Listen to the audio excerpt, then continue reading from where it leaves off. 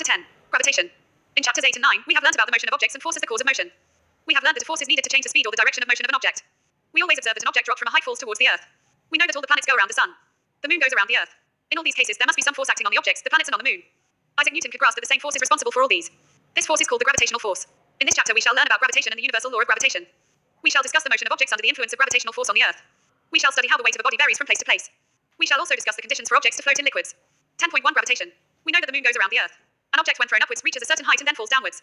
It is said that when Newton was sitting under a tree, an apple fell on him. The fall of the apple made Newton start thinking. He thought that, if the Earth can attract an apple, can it not attract the moon? Is the force the same in both cases? He conjectured that the same type of force is responsible in both the cases. He argued that at each point of its orbit, the moon falls towards the Earth instead of going off in a straight line.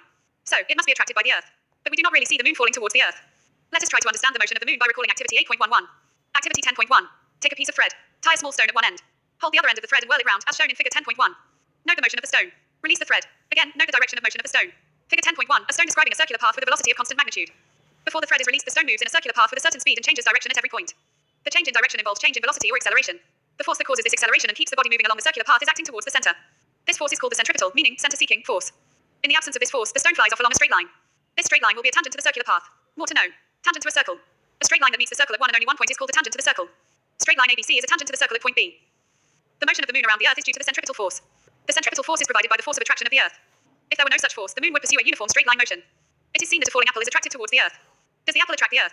If so, we do not see the Earth moving towards an apple. Why? According to the third law of motion, the apple does attract the Earth. But according to the second law of motion, for a given force, acceleration is inversely proportional to the mass of an object, EQ. 9.4. The mass of an apple is negligibly small compared to that of the Earth. So, we do not see the Earth moving towards the apple. Extend the same argument for why the Earth does not move towards the moon. In our solar system, all the planets go around the sun. By arguing the same way, we can say that there exists a force between the sun and the planets. From the above facts, Newton concluded that not only does the Earth attract an apple and the moon, but all objects in the universe attract each other. This force of attraction between objects is called the gravitational force. 10.1.1 Universal Law of Gravitation. Every object in the universe attracts every other object with a force which is proportional to the product of their masses and inversely proportional to the square of the distance between them. The force is along the line joining the centers of two objects. Figure 10.2. The gravitational force between two uniform objects is directed along the line joining the centers. Let two objects R and B of masses m and m lie at a distance d from each other as shown in figure 10.2. Let the force of attraction between two objects be F. According to the universal law of gravitation, the force between two objects is directly proportional to the product of their masses. That is, Fm times m. 10.1. And the force between two objects is inversely proportional to the square of the distance between them. That is, opening parenthesis. 10.2. Combining EQs. 10.1 and 10.2, we get F. 10.3. Or 10.4. Where G is the constant of proportionality and is called the universal gravitation constant. By multiplying crosswise, EQ. 10.4 gives F times D2 equals GM times M. Isaac Newton was born in Woolsthorpe near Grantham, England. He is generally regarded as the most original and influential theorist in the history of science. He was born in a poor farming family, but he was not good at farming. He was sent to study at Cambridge University in 1661. In 1665, a plague broke out in Cambridge, and so Newton took a year off. It was during this year that the incident of the apple falling on him is said to have occurred. This incident prompted Newton to explore the possibility of connecting gravity with the force that kept the moon in its orbit. This led him to the universal law of gravitation.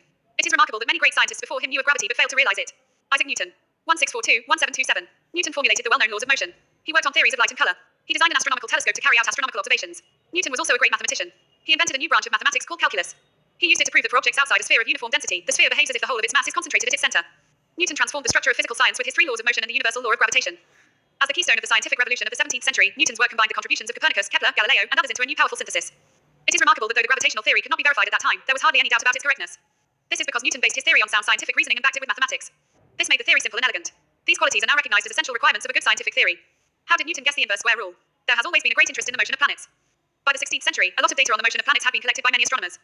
Based on these data, Johannes Kepler derived three laws which govern the motion of planets. These are called Kepler's laws. These are: 1. The orbit of a planet is an ellipse with the sun at one of the foci, as shown in the figure given below. In this figure, O is the position of the sun. 2. The line joining the planet and the sun sweep equal areas in equal intervals of time. Thus, if the time of travel from A to B is the same as that from C to D, then the areas OAB and OCD are equal. 3. The cube of the mean distance of a planet from the sun is proportional to the square of its orbital period T. Or R3, T2 equals constant. It is important to note that Kepler could not give a theory to explain the motion of planets. It was Newton who showed that the cause of the planetary motion is the gravitational force that the sun exerts on them. Newton used the third law of Kepler to calculate the gravitational force of attraction. The gravitational force of the Earth is weakened by distance. A simple argument goes like this. We can assume that the planetary orbits are circular. Suppose the orbital velocity is v and the radius of the orbit is r. Then the force acting on an orbiting planet is given by f(v2, r). If t denotes the period, then v equals 2 pi rt, so that v2 r2, t2. We can rewrite this as v2, 1, r times r3, t2. Since r3, t2 is constant by Kepler's third law, we have v2, 1, r. Combining this with f(v2, r), we get f1, r2. Or 10.5. The SI unit of G can be obtained by substituting the units of force, distance, and mass in EQ. 10.5 as nm2 kg2. The value of G was found out by Henry Cavendish 1731-1810 by using a sensitive balance. The accepted value of G is 6.673 times 10 to 11 nm2 kg2. We know that there exists a force of attraction between any two objects. Compute the value of this force between you and your friend sitting close by. Conclude how you do not experience this force. More to know. The law is universal in the sense that it is applicable to all bodies, whether the bodies are big or small, whether they are celestial or terrestrial. Inverse square. Saying that f is inversely proportional to the square of d means, for example, that if d gets bigger by a factor of 6, f becomes times smaller. Example 10.1. The mass of the Earth is 6 times 10^24 kilograms and that of the Moon is 7.4 times 10^22 kilogram. If the distance between the Earth and the Moon is 3.84 times 10^5 kilometers, calculate the force exerted by the Earth on the Moon. Take G equals 6.7 times 10 to 11 nm 2 kilograms minus 2. Example 10.1. The mass of the Earth is 6 times 1024 kilograms and that of the Moon is 7.4 times 10^22 kilogram. If the distance between the Earth and the Moon is 3.84 times 105 kilometers, calculate the force exerted by the Earth on the Moon. Take G equals 6.7 times 10 to 11 nm 2 kg2. Solution. The mass of the Earth, m equals 6 times 1024 kilograms. The mass of the Moon, m equals 7.4 times 1022 kilograms. The distance between the Earth and the Moon, d equals 3.84 times 105 kilometers. Equals 3.84 times 105 times 1000 meters. Equals 3.84 times 108 meters. G equals 6.7 times 10 to 11 nm 2 kg2. From EQ, 10.4, the force exerted by the Earth on the Moon is equals 2.02 times 1020 n. Thus, the force exerted by the Earth on the Moon is 2.02 times 1020 n. Questions. 1. State the universal law of gravitation. 2. Write the formula to find the magnitude of the gravitational force between the Earth and an object on the surface of the Earth. 10.1.2 Importance of the universal law of gravitation. The universal law of gravitation successfully explains several phenomena which were believed to be unconnected. I. The force that binds us to the Earth. E. The motion of the Moon around the Earth. E. The motion of planets around the Sun. And IV. The tides due to the Moon and the Sun. 10.2 Freefall. Let us try to understand the meaning of freefall by performing this activity. Activity 10.2. Take a stone, throw it upwards. It reaches a certain height and then it starts falling down. We have learned that the Earth attracts objects towards it. This is due to the gravitational force. Whenever objects fall towards the Earth under this force alone, we say that the objects are in free fall. Is there any change in the velocity of falling objects? While falling, there is no change in the direction of motion of the objects. But due to the Earth's attraction, there will be a change in the magnitude of the velocity. Any change in velocity involves acceleration. Whenever an object falls towards the Earth, an acceleration is involved. This acceleration is due to the Earth's gravitational force. Therefore, this acceleration is called the acceleration due to the gravitational force of the Earth or acceleration due to gravity. It is denoted by g. The unit of g is the same as that of acceleration, that is ms2. We know from the second law of motion that force is the product of mass and acceleration. Let the mass of the stone in activity 10.2 be m. We already know that there is acceleration involved in falling objects due to the gravitational force and is denoted by g. Therefore, the magnitude of the gravitational force F will be equal to the product of mass and acceleration due to the gravitational force, that is F equals mg 10.6. From EQs 10.4 and 10.6 we have or 10.7, where m is the mass of the Earth and d is the distance between the object and the Earth. Let an object be on or near the surface of the Earth. The distance d in EQ 10.7 will be equal to r, the radius of the Earth. Thus, for objects on or near the surface of the Earth, opening parenthesis 10.8 opening parenthesis 10.9. The Earth is not a perfect sphere. As the radius of the Earth increases from the poles to the equator, the value of g becomes greater at the poles than at the equator. For most calculations, we can take g to be more or less constant on or near the Earth. But for objects far from the Earth, the acceleration due to gravitational force of Earth is given by EQ 10.7.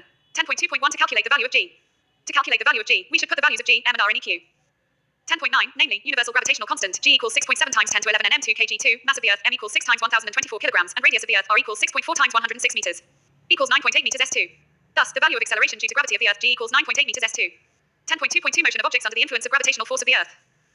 Let us do an activity to understand whether all objects, hollow or solid, big or small, will fall from a height at the same rate. Activity 10.3. Take a sheet of paper and a stone. Drop them simultaneously from the first floor of a building. Observe whether both of them reach the ground simultaneously. We see the paper reaches the ground little later than the stone. This happens because of air resistance. The air offers resistance due to friction to the motion of the falling objects. The resistance offered by air to the paper is more than the resistance offered to the stone. If we do the experiment in a glass jar from which air has been sucked out, the paper and the stone would fall at the same rate. We know that an object experiences acceleration during free fall. From EQ 10.9, this acceleration experienced by an object is independent of its mass. This means that all objects, hollow or solid, big or small, should fall at the same rate. According to a story, Galileo dropped different objects from the top of the Leaning Tower of Pisa in Italy to prove the same. As g is constant near the Earth, all the equations for the uniformly accelerated motion of objects become valid with acceleration are replaced by g. See section 8.5. The equations are v equals u plus at 10.10, s equals u plus at 2, 10.11, v2 equals u2 plus 2 is 10.12, where u and v are the initial and final velocities and s is the distance covered in time, t. In applying these equations, we will take acceleration to be positive when it is in the direction of the velocity, that is, in the direction of motion. The acceleration will be taken as negative when it opposes the motion. Example 10.2, a car falls off a ledge and drops to the ground in 0.5 s. Let g equals 10 meters s2 for simplifying the calculations. I. What is its speed on striking the ground? E. What is its average speed during the 0.5 s? E. How high is the ledge from the ground? Example 10.2, a car falls off a ledge and drops to the ground in 0.5 s. Let g equals 10 meters s minus 2 for simplifying the calculations. I. What is its speed on striking the ground? E. What is its average speed during the 0.5 s? E. How high is the ledge from the ground? Solution. Time t equals 1/2 second. Initial velocity u equals 0 meters s1. Acceleration due to gravity g equals 10 meters s2. Acceleration of the car u equals plus 10 meters s2 downward.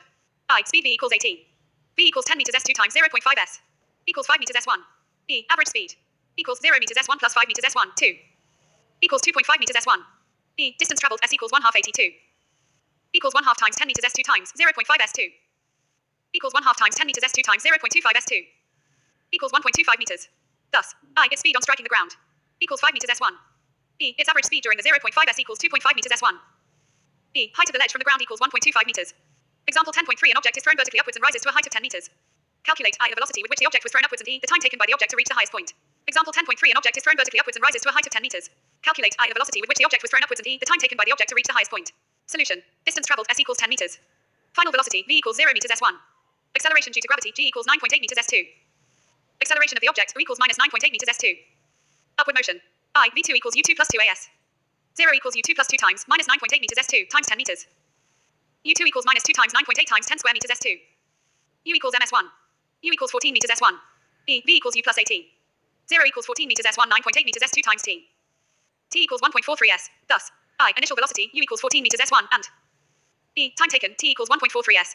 Questions. 1. What do you mean by free fall? 2. What do you mean by acceleration due to gravity? 10.3 mass. We have learned in the previous chapter that the mass of an object is the measure of its inertia, section 9.3. We have also learned that greater the mass, the greater is the inertia. It remains the same whether the object is on the Earth, the Moon, or even in outer space. Thus, the mass of an object is constant and does not change from place to place. 10.4 weight. We know that the Earth attracts every object with a certain force, and this force depends on the mass m of the object and the acceleration due to the gravity g. The weight of an object is the force with which it is attracted towards the Earth. We know that F equals m times a, 10.13. That is, F equals m times g, 10.14. The force of attraction of the Earth on an object is known as the weight of the object. It is denoted by W. Substituting the same in EQ. 10.14, we have W equals m times g, 10.15. As the weight of an object is the force with which it is attracted towards the Earth, the SI unit of weight is the same as that of force, that is Newton, N. The weight is a force acting vertically downwards, it has both magnitude and direction. We have learned that the value of g is constant at a given place. Therefore, at a given place, the weight of an object is directly proportional to the mass, say m, of the object, that is Wm. It is due to this reason that at a given place we can use the weight of an object as a measure of its mass. The mass of an object remains the same everywhere, that is, on the Earth and on any planet, whereas its weight depends on its location because g depends on location. 10.4.1 Weight of an object on the Moon. We have learned that the weight of an object on the Earth is the force with which the Earth attracts the object. In the same way, the weight of an object on the Moon is the force with which the Moon attracts that object. The mass of the Moon is less than that of the Earth. Due to this, the Moon exerts lesser force of attraction on objects. Let the mass of an object be m. Let its weight on the Moon be Wm. Let the mass of the Moon be mm and its radius be ρ. By applying the Universal Law of Gravitation, the weight of the object on the Moon will be 10.16. Let the weight of the same object on the Earth be v. The mass of the Earth is m and its radius is r. From EQs, 10.9 and 10.15 we have opening parenthesis. 10.17. Substituting the values from table 10.1 in EQs. 10.16 and 10.17 we get opening parenthesis. 10.18 and 10.18b. Dividing EQ. 10.18 by EQ. 10.18b we get 10.19. Weight of the object on the Moon equals 16 times its weight on the Earth. Example 10.4 Mass of an object is 10 kilogram. What is its weight on the Earth? Solution. Mass m equals 10 kilograms. Acceleration due to gravity g equals 9.8 meters s2. W equals m times g. W equals 10 kilograms times 9.8 meters s2 equals 98 n. Thus, the weight of the object is 98 n. Example 10.5 An object weighs 10 n when measured on the surface of the Earth. What would be its weight when measured on the surface of the Moon? Example 10.4 Mass of an object is 10 kilogram. What is its weight on the Earth? Solution. We know. Weight of object on the Moon equals 1/6 times its weight on the Earth. That is, n equals 1.67 n. Thus, the weight of object on the surface of the Moon would be 1.67 n. Questions. 1. What are the differences between the mass of an object and its weight? 2. Why is the weight of an object on the Moon its weight on the Earth? 10.5 Thrust and pressure. Have you ever wondered why a camel can run in a desert easily? Why an army tank weighing more than 1,000 tons rests upon a continuous chain? Why a truck or a motorbus has much wider tires? Why cutting tools have sharp edges? In order to address these questions and understand the phenomena involved, it helps to introduce the concepts of the net force in a particular direction, thrust, and the force per unit area, pressure, acting on the object concerned. Let us try to understand the meanings of thrust and pressure by considering the following situations. Situation 1. You wish to fix a poster on a bulletin board, as shown in Fig 10.3. To do this task, you will have to press drawing pins with your thumb. You apply a force on the surface area of the head of the pin. This force is directed perpendicular to the surface area of the board. This force acts on a smaller area at the tip of the pin. Figure 10.3. To fix a poster, drawing pins are pressed with the thumb perpendicular to the board. Situation 2. You stand on loose sand. Your feet go deep into the sand. Now, lie down on the sand. You will find that your body will not go that deep in the sand. In both cases, the force exerted on the sand is the weight of your body. You have learned that weight is the force acting vertically downwards. Here, the force is acting perpendicular to the surface of the sand. The force acting on an object perpendicular to the surface is called thrust. When you stand on loose sand, the force, that is the weight of your body, is acting on an area equal to area of your feet. When you lie down, the same force acts on an area equal to the contact area of your whole body, which is larger than the area of your feet. Thus, the effects of forces of the same magnitude on different areas are different. In the above cases, thrust is the same, but effects are different. Therefore, the effect of thrust depends on the area on which it acts. The effect of thrust on sand is larger while standing than while lying. The thrust on unit area is called pressure. Thus, opening parenthesis. 10.20. Substituting the SI unit of thrust and area in EQ. 10.20, we get the SI unit of pressure as n per square meter or nm2. In honor of scientist Blaise Pascal, the SI unit of pressure is called Pascal, denoted as par. Let us consider a numerical example to understand the effects of thrust acting on different areas. Example 10.6. A block of wood is kept on a tabletop. The mass of wooden block is 5 kilograms and its dimensions are 40 centimeters times 20 centimeters times 10 centimeters. Find the pressure exerted by the wooden block on the tabletop if it is made to lie on the tabletop with its sides of dimensions of 20 centimeters times 10 centimeters and b 40 centimeters times 20 centimeters. Example 10.6. A block of wood is kept on a tabletop. The mass of wooden block is 5 kilogram and its dimensions are 40 centimeters times 20 centimeters times 10 centimeters. Find the pressure exerted. Solution. The mass of the wooden block equals 5 kilograms. The dimensions equals 40 centimeters times 20 centimeters times 10 centimeters. Here, the weight of the wooden block applies a thrust on the tabletop. That is, thrust equals F equals m times g. Equals 5 kilograms times 9.8 meters s2. Equals 49 n. Area of the side equals length times breadth. Figure 10.4. Equals 20 centimeters times 10 centimeters. Equals 200 square centimeters equals 0.02 square meters. From EQ, 10.20. Pressure equals 2,450 nm2. When the block lies on its side of dimensions 40 centimeters times 20 centimeters, it exerts the same thrust. Area equals length times breadth. Equals 40 centimeters times 20 centimeters. Equals 800 square centimeters equals 0.08 square meters. From EQ, 10.20. Pressure equals 612.5 nm2. The pressure exerted by the side 20 centimeters times 10 centimeters is 2,450 nm2 and by the side 40 centimeters times 20 centimeters is 612.5 nm2. Thus, the same force acting on a smaller area exerts a larger pressure and a smaller pressure on a larger area. This is the reason why a nail has a pointed tip, knives have sharp edges, buildings have wide foundations. 10.5.1 Pressure in fluids. All liquids and gases are fluids. A solid exerts pressure on a surface due to its weight. Similarly, fluids have weight, and they also exert pressure on the base and walls of the container in which they are enclosed. Pressure exerted in any confined mass of fluid is transmitted undiminished in all directions. 10.5.2 Buoyancy. Have you ever had a swim in a pool and felt lighter? Have you ever drawn water from a well and felt that the bucket of water is heavier when it is out of the water? Have you ever wondered why a ship made of iron and steel does not sink in seawater, but while the same amount of iron and steel in the form of a sheet would sink? These questions can be answered by taking buoyancy in consideration. Let us understand the meaning of buoyancy by doing an activity. Activity 10.4. Take an empty plastic bottle. Close the mouth of the bottle with an airtight stopper. Put it in a bucket filled with water. You see that the bottle floats. Push the bottle into the water. You feel an upward push. Try to push it further down. You will find it difficult to push deeper and deeper. This indicates that water exerts a force on the bottle in the upward direction. The upward force exerted by the water goes on increasing as the bottle is pushed deeper till it is completely immersed. Now, release the bottle. It bounces back to the surface. Does the force due to the gravitational attraction of the Earth act on this bottle? If so, why doesn't the bottle stay immersed in water after it is released? How can you immerse the bottle in water? The force due to the gravitational attraction of the Earth acts on the bottle in the downward direction. So the bottle is pulled downwards, but the water exerts an upward force on the bottle. Thus, the bottle is pushed upwards. We have learned that weight of an object is the force due to gravitational attraction of the Earth. When the bottle is immersed, the upward force exerted by the water on the bottle is greater than its weight. Therefore, it rises up when released. To keep the bottle completely immersed, the upward force on the bottle due to water must be balanced. This can be achieved by an externally applied force acting downwards. This force must at least be equal to the difference between the upward force and the weight of the bottle. The upward force exerted by the water on the bottle is known as upthrust or buoyant force. In fact, all objects experience a force of buoyancy when they are immersed in a fluid. The magnitude of this buoyant force depends on the density of the fluid. 10.5.3 Why objects float or sink when placed on the surface of water. Let us do the following activities to arrive at an answer for the above question. Activity 10.5. Take a beaker filled with water. Take an iron nail and place it on the surface of the water. Observe what happens. The nail sinks. The force due to the gravitational attraction of the Earth on the iron nail pulls it downwards. There is an upthrust of water on the nail, which pushes it upwards. But the downward force acting on the nail is greater than the upthrust of water on the nail. So it sinks. Figure 10.5. Activity 10.6. Take a beaker filled with water. Take a piece of cork and an iron nail of equal mass. Place them on the surface of water. Observe what happens. The cork floats while the nail sinks. This happens because of the difference in their densities. The density of a substance is defined as the mass per unit volume. The density of cork is less than the density of water. This means that the upthrust of water on the cork is greater than the weight of the cork. So it floats. Figure 10.5. Figure 10.5. An iron nail sinks and a cork floats when placed on the surface of water. The density of an iron nail is more than the density of water. This means that the upthrust of water on the iron nail is less than the weight of the nail. So it sinks. Therefore, objects of density less than that of a liquid float on the liquid. The objects of density greater than that of a liquid sink in the liquid. Questions. 1. Why is it difficult to hold a school bag having a strap made of a thin and strong string? 2. What do you mean by buoyancy? 3. Why does an object float or sink when placed on the surface of water? 10.6 Archimedes principle. Activity 10.7. Take a piece of stone and tie it to one end of a rubber string or a spring balance. Suspend the stone by holding the balance or the string as shown in figure 10.6. Note the elongation of the string or the reading on the spring balance due to the weight of the stone. Now, slowly dip the stone in the water in a container as shown in figure 10.6b. Observe what happens to elongation of the string or the reading on the balance.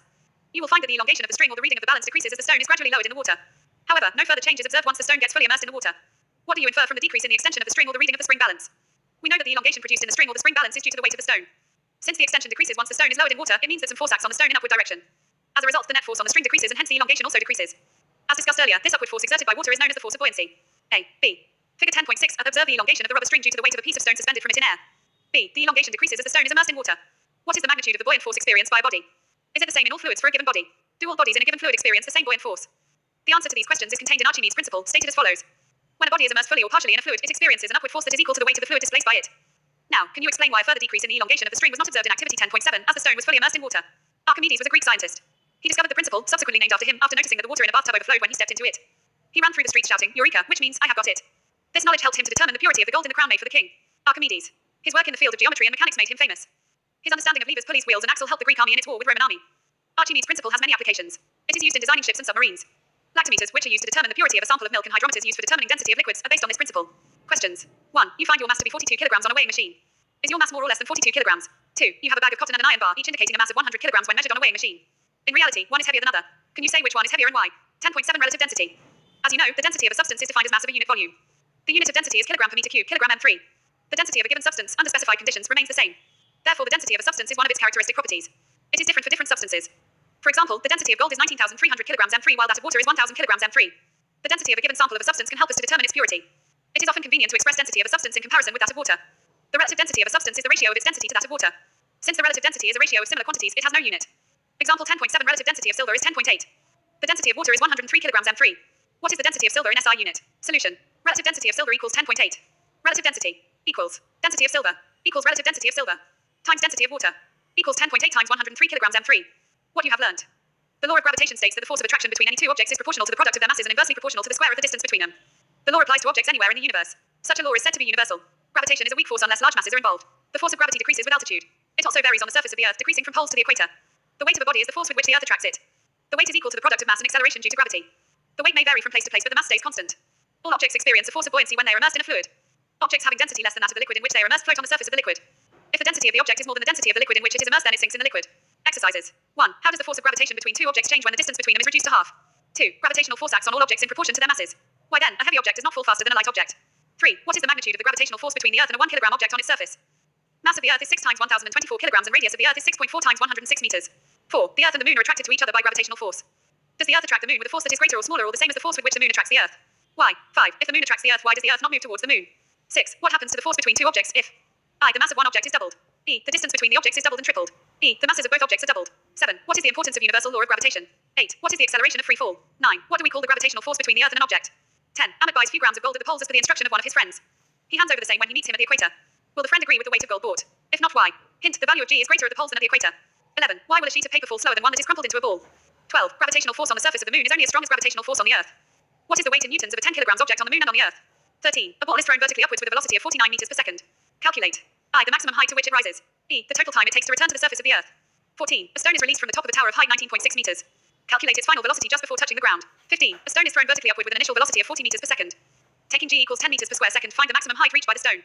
What is the net displacement and the total distance covered by the stone? 16. Calculate the force of gravitation between the Earth and the Sun, given that the mass of the Earth equals 6 times 1024 kilograms and of the Sun equals 2 times 1030 kilogram. The average distance between the two is 1.5 times 1011 meters. 17. A stone is allowed to fall from the top of a tower 100 meters high and at the same time another stone is projected vertically upwards from the ground with a velocity of 25 meters per second. Calculate when and where the two stones will meet. 18. A ball thrown up vertically returns to the thrower after success. Find the velocity with which it was thrown up. B. The maximum height it reaches and C. Its position after 4s. 19. In what direction does the buoyant force on an object immersed in a liquid act? 20. Why does a block of plastic released underwater come up to the surface of water? 21. The volume of 50 grams of a substance is 20 cc. If the density of water is 1 gram cm3, will the substance float or sink? 22. The volume of a 500 gram seal packet is 350 cc. Will the packet float or sink in water if the density of water is 1 gram cm3? What will be the mass of the water displaced by this packet?